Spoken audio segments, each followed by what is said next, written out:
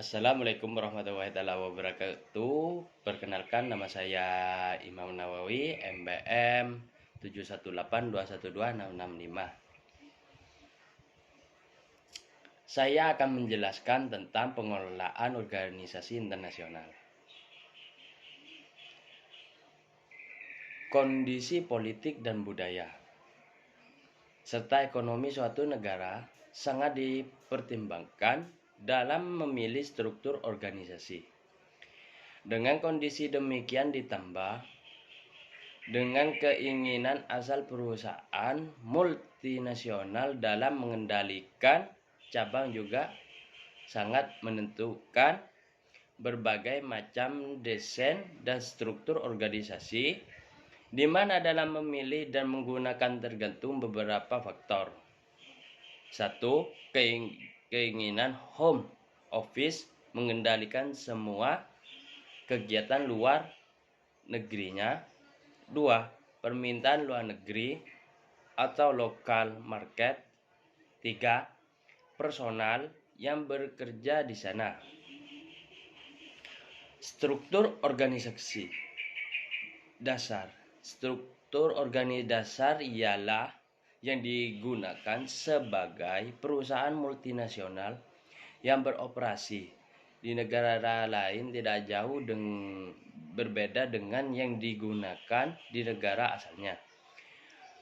Namun, perbedaan muncul karena adanya faktor kondisi negara tujuan dan keinginan kantor pusat atau home office dalam mengendalikan bisnis luar negerinya. Struktur operasional internasional ialah salah satu penyusunan struktur organisasi internasional yang awal adalah memasukkan semua cabang yang ada di berbagai negara ke dalam satu divisi yang disebut operasi internasional, di mana selanjutnya berkembang sesuai dengan kebutuhan dan dikembangkan berdasarkan operasi internasional. Struktur divisi internasional. Struktur divisi internasional adalah dalam perusahaan internasional yang terus berkembang. Cabang-cabang biasanya dikelompokkan ke dalam sebuah struktur divisi internasional yang menangani seluruh operasi di berbagai negara dalam suatu divisi tersebut.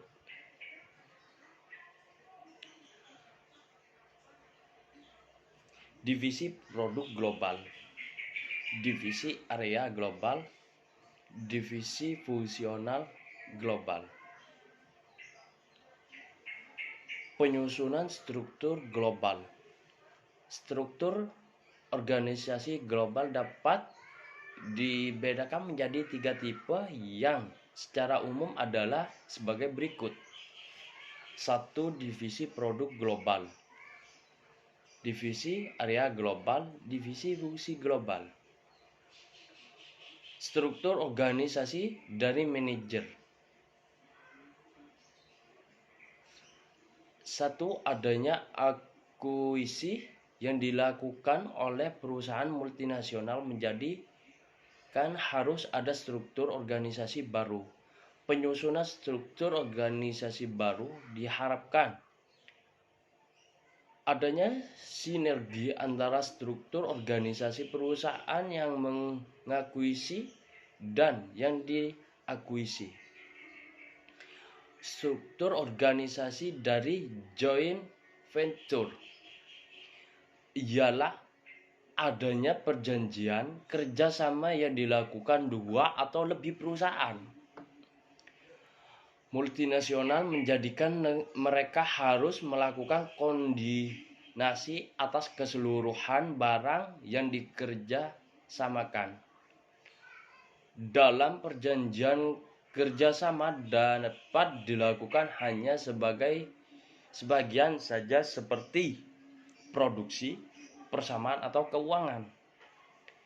Yang ketiga, struktur yang dibangun untuk melakukan kerjasama tentu bersifat fleksibel dan tidak bersifat tradisional. Struktur organisasi dari Keiretsu.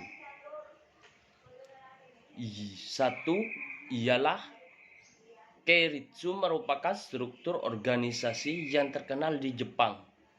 Selain besar dan vertikal juga terdiri banyak perusahaan yang tergabung dan bekerja sama satu dengan yang lain secara lebih dekat. 2. Contoh Keiretsu yang dibangun kelompok Mitsubishi ini terdiri dari 28 anggota IT yang terikat bersama dengan saling bertukar kepemilikan dan bisnis langkah panjang.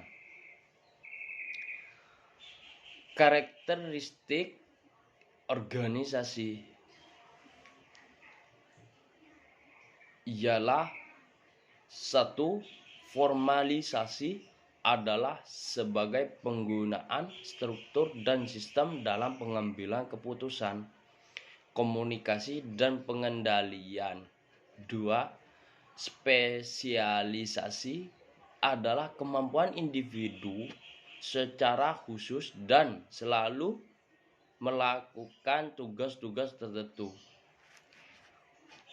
3. Sentralisasi merupakan sistem manajemen di mana pengembalian keputusan yang penting dibuat pada tingkat puncak, kembalikannya adalah desentralisasi. Ya, cukup sampai di sini pembahasan dari kami. Mohon maaf atas ada kekurangan. Wassalamualaikum warahmatullahi wabarakatuh.